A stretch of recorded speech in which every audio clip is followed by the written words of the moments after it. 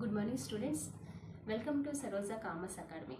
మనకి ఈరోజు టాపిక్ గురించి డిస్కస్ చేసే ముందు మీకు అకౌంటెన్సీ సంబంధించి టిప్స్ కానీ షార్ట్ కట్స్ కానీ ఎగ్జామ్స్లో ఈజీగా మార్క్స్ ఎర్న్ చేయాలని కానీ అకౌంటెన్సీలో ఉంటే కనుక నా ఛానల్కి విజిట్ చేయండి. అలాగే లైక్ అండ్ సబ్స్క్రైబ్ కూడా చేయండి.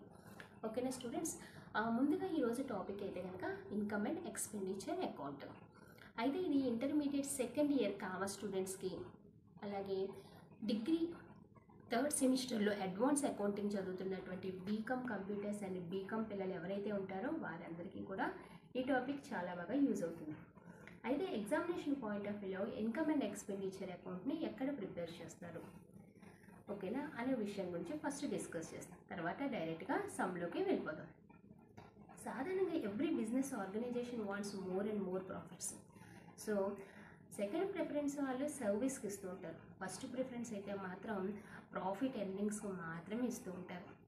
ప్రాఫిట్ని ఎర్న్ చేసేటటువంటి బిజినెస్ ఆర్గనైజేషను మనం జనరల్గా చెప్పుకునేటటువంటి ట్రేడింగ్ అకౌంటు, పిఎన్ఎల్ అకౌంటు, అలాగే బ్యాలెన్స్ షీటు వంటి ఫైనల్ అకౌంట్స్ని ప్రిపేర్ చేస్తూ ఉంటారు. మరి కొన్ని ఆర్గనైజేషన్స్ అయితే కేవలం ప్రాఫిట్ కోసం కాకుండా సర్వీస్ ఓరియంటెడ్గా వర్క్ చేస్తాయి. సమాజానికి ఏదైనా సేవ చేయాలి అనే ఉద్దేశంతో కొన్ని ఆర్గనైజేషన్స్ అయితే ఉంటుంటాయి. ఫర్ ఎగ్జాంపుల్ ఎడ్యుకేషన్ సెక్టర్స్ కానీ, హాస్పిటల్స్ కానీ, లేదంటే చారిటీస్ ఇచ్చేటటువంటి కానీ, లేకపోతే లయన్స్ క్లబ్స్ కానీ, ఇటువంటివన్నీ కూడాను కేవలం సర్వీస్ ఆర్గనైజేషన్స్. సర్వీస్కి ఫస్ట్ ప్రిఫరెన్స్, ప్రాఫిట్కి సెకండ్ ప్రిఫరెన్స్ ఇవ్వడం జరుగుతుంది. మరి వీరు ఎటువంటి అకౌంట్స్ని ప్రిపేర్ చేస్తారు అంటే కనుక, వీరు ప్రిపేర్ చేసేటటువంటి అకౌంట్స్ని వీరు ప్రిపేర్ చేసే అకౌంట్స్ కావచ్చు లేదా ప్రాసెస్ని మనం నాన్ ప్రాఫిట్ ఆర్గనైజేషన్స్ అని పిలవడం జరుగుతుంది. దీన్ని కొంతమంది నాట్ ఫర్ ప్రాఫిట్ ఆర్గనైజేషన్ అని, నాన్ ట్రేడింగ్ ఆర్గనైజేషన్స్ అని కూడా చెప్పడం జరుగుతుంది. అయితే ఎవరైతే సర్వీస్ ఓరియంటెడ్గా ఉంటారో వారు ప్రధానంగా మనకి 3 రకాలైనటువంటి విధానంలోనే అకౌంట్స్ని మెయింటైన్ చేస్తారు. First one receipts and payments account, second one income and expenditure account, third one balance sheet.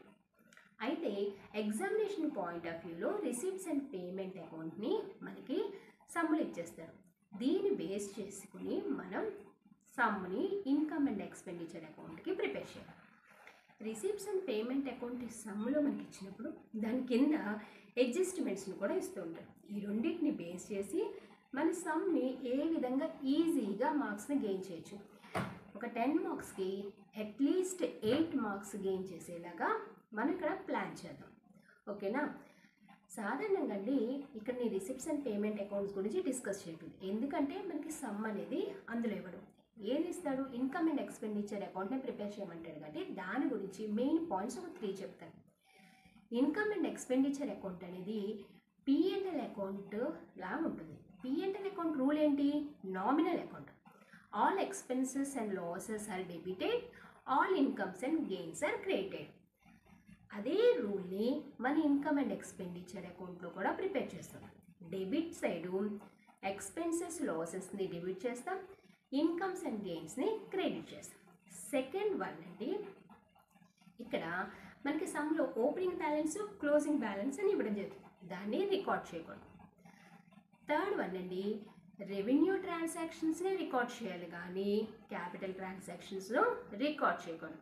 అంటే డైలీ ట్రాన్సాక్షన్సే రికార్డ్ చేయాలి కానీ ఏదైనా ఫర్నిచర్ పర్చేస్ చేశాడు, లేకపోతే సైకిల్ పర్చేస్ చేశాడు, బుక్స్ కొన్నాడు, బుక్స్ ఉన్నాయి, లేకపోతే ఏదైనా అసెట్స్కి సంబంధించిన కానీ లైబిలిటీకి సంబంధించిన కానీ ఇస్తే మాత్రం అటువంటివి రికార్డ్ చేయకూడదు.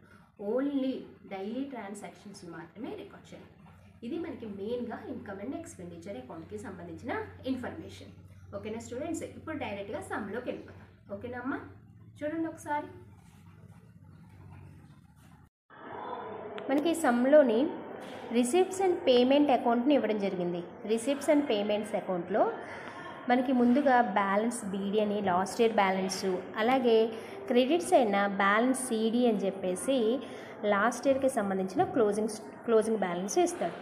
ఈ రెండింటిని కూడా ఇన్కమ్ అండ్ ఎక్స్పెండిచర్ అకౌంట్లో రికార్డ్ చేయకూడదు. ఓకేనా? నెక్స్ట్ అండి, డొనేషన్స్ కూడా మనం రికార్డ్ చేయకూడదండి. సాధారణంగా లైఫ్ మెంబర్షిప్ అనేది కూడా మనం రికార్డ్ చేయకూడదు.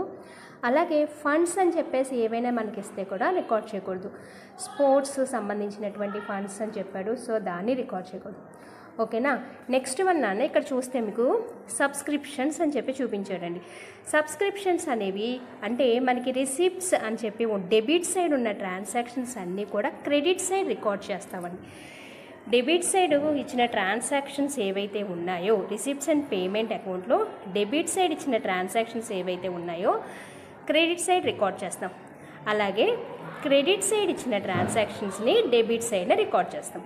సో మనం ఇప్పుడు ఏవైతే రికార్డ్ చేయకూడదో బ్యాలెన్స్ బీడీ కానీ డొనేషన్స్ కానీ లైఫ్ మెంబర్షిప్ కానీ ఇవన్నీ కూడా బ్యాలెన్స్ షీట్లోకి వస్తాయి. ఇన్కమ్ అండ్ ఎక్స్పెండిచర్ అకౌంట్లోకి మనం రికార్డ్ చేయము. అలాగే స్పోర్ట్స్కి సంబంధించిన ఫండ్స్ అని చెప్పేసి ఇచ్చాడండి, ఫండ్స్ కూడా రికార్డ్ చేయము. అయితే సబ్స్క్రిప్షన్స్ని అయితే తీసుకుంటాం. సో దీన్ని క్రెడిట్ సైడ్ని రికార్డ్ చేయాలి. ఇక్కడ మనకి చిన్న అడ్జస్ట్మెంట్ ఇచ్చాడు, దాని గురించి మాట్లాడదామండి. నెక్స్ట్ లాకర్ రెంట్ క్రెడిట్ సైడ్ని రికార్డ్ చేస్తాం. నెక్స్ట్ ఇంట్రెస్ట్ ఆన్ ఇన్వెస్ట్మెంట్స్ కూడా మనం క్రెడిట్ సైడ్నే రికార్డ్ చేస్తాం. అలాగే క్రికెట్, టెన్నిస్, బిలియర్డ్స్ ఇవన్నీ కూడా మనం క్రెడిట్ సైడ్కి తీసుకొచ్చి రికార్డ్ చేయడం అనేది జరుగుతుంది ఇన్కమ్ అండ్ ఎక్స్పెండిచర్ అకౌంట్లోని. అలాగే ఇక్కడ మనం సమ్లో కనుక వెళ్తే సమ్లో ఇప్పుడు క్రెడిట్ సైడ్ పేమెంట్స్ సైడ్ ఏమి ఇచ్చాడండి, శాలరీస్ అయితే రికార్డ్ చేస్తాం, ఇన్వెస్ట్మెంట్స్ రికార్డ్ చేయమండి. ఎందుకు ఇవన్నీ రికార్డ్ చేయట్లేదంటే క్యాపిటల్కి సంబంధించినటువంటి ఇష్యూస్ అండి. క్యాపిటల్ ఎక్స్పెండిచర్స్ లేదా క్యాపిటల్ ఇన్కమ్స్ సంబంధించినటువంటివండి, అటువంటివి మనం రికార్డ్ చేయమండి. ఓకేనా. ఇన్వెస్ట్మెంట్స్ రికార్డ్ చేయం. నెక్స్ట్ క్రికెట్ వస్తుందండి, ఇక్కడ క్రెడిట్లో ఉంది కాబట్టి డెబిట్లో రికార్డ్ చేస్తాం. క్రికెట్, టెన్నిస్, ఇన్సూరెన్స్, అలాగే ఇక్కడ చూడండి గార్డెన్కి సంబంధించింది కానీ స్టేషనరీకి సంబంధించింది కానీ టెలిఫోన్ ఇవన్నీ కూడా మనకి సాధారణంగా ఇక్కడ రికార్డ్ చేస్తామండి. ఓకేనా. క్రెడిట్లో ఉన్నవన్నీ కూడా డెబిట్లోకి రికార్డ్ చేస్తాము. డెబిట్లో ఉన్న ఇష్యూస్ అన్నీ తీసుకొచ్చి క్రెడిట్లో రికార్డ్ చేయడం అయితే జరుగుతుంది. ఓకేనా స్టూడెంట్స్. అయితే ఇక్కడ మన అడ్జస్ట్మెంట్స్ విషయానికి వద్దామండి. అడ్జస్ట్మెంట్స్లో సబ్స్క్రిప్షన్ రిసీవబుల్ ఫర్ 2014 అన్నాడు. అయితే మనకి ఇచ్చిన సమ్ము ఏ ఇయర్ అనేది మనం ఒకసారి చెక్ చేద్దాం. మనం చూసుకుంటే కనుక సమ్ వచ్చేసి 2014 అన్నాడు. ఏదైతే 2014 ఉందో 2014కి సంబంధించినటువంటి ట్రాన్సాక్షన్స్ అన్నిటిని కూడా ప్లస్ చేయాలి. ఓకేనా. సబ్స్క్రిప్షన్స్కి ఇప్పుడు 2014 అన్నాడు కాబట్టి మనం 2014కి సంబంధించిన ట్రాన్సాక్షన్స్ ఏ ఉన్నా సరే దాన్ని యాడ్ చేయాలి. ఓకేనా. అలాగే 2013 కానీ 2015 కానీ అంటే లాస్ట్ ఇయర్ కానీ నెక్స్ట్ ఇయర్ కానీ ఇస్తే మాత్రం మైనస్ చేసి చూపించాలి. ఓకేనా.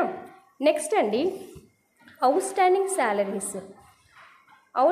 శాలరీస్కి సంబంధించి ఇది లాస్ట్ ఇయర్కి సంబంధించిన ట్రాన్సాక్షన్స్ అయితే మనం మైనస్ చేస్తాం. ఇది ప్రజెంట్ ఇయర్కి సంబంధించిన ట్రాన్సాక్షన్స్ కాబట్టి మనం ఇక్కడ ప్లస్ చేయడం జరుగుతుంది. అవుట్ స్టాండింగ్ అంటే చెల్లించవలసినవి, అంటే లాస్ట్ ఇయర్కి సంబంధించినవి అయితే అవుట్ స్టాండింగ్ అవ్వవు కదా, ఈ ఇయర్కి సంబంధించినవి కాబట్టి అవుట్ స్టాండింగ్ అవుతాయి. కాబట్టి మనం ఇది ఈ సంవత్సరానికి సంబంధించింది కాబట్టి ప్లస్ చేసుకోవాలి. ఓకేనా. శాలరీస్కి అవుట్ స్టాండింగ్ శాలరీస్ అనేవి మనం ప్లస్ చేస్తున్నాం. నెక్స్ట్ వన్ చూడండి, డొనేషన్స్ అనేవి మనకి ఇప్పుడు రికార్డ్ చేయం. కానీ ఇక్కడ చూడండి half of the donation was capitalised, half of the amount మాత్రమే క్యాపిటలైజ్డ్ చేశాడు అంటే బ్యాలెన్స్ షీట్లోకి రికార్డ్ చేయండి. మరి రిమైనింగ్ అమౌంట్ని ఏం చేయాలి, మరి రిమైనింగ్ అమౌంట్ని మనం తీసుకొచ్చి ఇన్కమ్ అండ్ ఎక్స్పెండిచర్ అకౌంట్లో రికార్డ్ చేయాలి. సో డొనేషన్స్ అని చెప్పి హాఫ్ ఆఫ్ ద అమౌంట్ని మనం క్రెడిట్ సైడ్నే రికార్డ్ చేస్తాం. ఓకేనా. నెక్స్ట్ వన్ అండి ప్రీపెయిడ్ ఇన్సూరెన్స్ అంటే కనుక నెక్స్ట్ ఇయర్కి సంబంధించినవి. సో నెక్స్ట్ ఇయర్కి సంబంధించిన ట్రాన్సాక్షన్స్ కాబట్టి మైనస్ చేసి ఇన్సూరెన్స్కి చూపించడం జరుగుతుంది. ఇదిగోండమ్మా నెక్స్ట్ ఇయర్కి మైనస్ చేసి చూపించడం జరుగుతుంది. ఓకేనా. సో ఓవరాల్గా అయితే కనుక మన ఇన్కమ్ అండ్ ఎక్స్పెండిచర్ అకౌంట్లో ముందుగా మనం అబ్జర్వ్ చేయాల్సిన పాయింట్స్ వచ్చి balance BD CD opening balance closing బ్యాలెన్స్ని రికార్డ్ చేయకూడదు. అలాగే క్యాపిటల్ ట్రాన్సాక్షన్స్ ఏమైనా ఉంటే కనుక వాటిని కూడా రికార్డ్ చేయకూడదు. రిమైనింగ్ ట్రాన్సాక్షన్స్ డెబిట్ సైడ్లో ఉన్నాయన్నీ క్రెడిట్లోకి వెళ్తాయి, క్రెడిట్ సైడ్ వచ్చిన ట్రాన్సాక్షన్స్ డెబిట్లోకి రావడం జరుగుతుంది. ఓకేనా. అలాగే అడ్జస్ట్మెంట్స్కి సంబంధించినటువంటి ట్రాన్సాక్షన్స్ అయితే ఈ ఇయర్కి సంబంధించినవి అయితే ప్లస్ చేస్తాము, నెక్స్ట్ ఇయర్కి కానీ లాస్ట్ ఇయర్కి కానీ సంబంధించిన ట్రాన్సాక్షన్స్ అన్నిటినీ మైనస్ చేసి చూపిస్తాము. క్యాపిటలైజ్డ్ చేశాడు అంటే కనుక దాన్ని బ్యాలెన్స్ షీట్లో చూపించమని అర్థం. హాఫే చూపించమన్నాడు కాబట్టి రిమైనింగ్ పార్ట్ మాత్రం మనం ఇన్కమ్ అండ్ ఎక్స్పెండిచర్ అకౌంట్లో డొనేషన్స్ని హాఫ్ పార్ట్ చూపించాము. ఓకేనమ్మా. ఇలాగా ఎక్స్పెండిచర్స్ ఇన్కమ్స్ అని రికార్డ్ చేసుకొని ఎక్కువలో నుంచి ఈ సమ్లో అయితే క్రెడిట్ సైడ్ టోటల్ అనేది టోటల్ చేసినప్పుడు ఎక్కువ వచ్చింది. సో టోటల్ చేసినప్పుడు క్రెడిట్ సైడ్ ఎక్కువ వచ్చింది కాబట్టి డెబిట్ సైడ్ ట్రాన్సాక్షన్లో నుంచి రఫ్గా క్రెడిట్ సైడ్ ట్రాన్సాక్షన్ నుంచి డెబిట్ సైడ్ ట్రాన్సాక్షన్ని మైనస్ చేసి టు సర్ప్లస్ అని రాసాం. ఓకేనమ్మా.